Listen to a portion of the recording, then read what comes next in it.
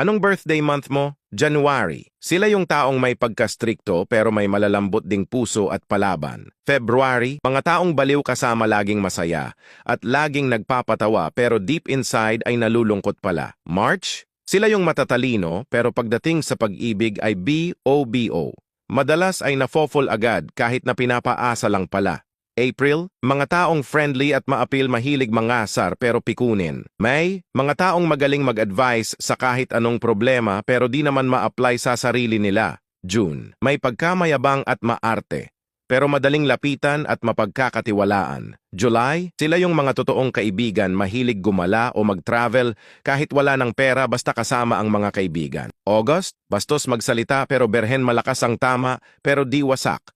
Kadalasan sa kanila ay swerte sa pag-ibig. September, mga taong tahimik lang sa umpisa, pero pag nakilala muna kalog pala at masayang kasama. October,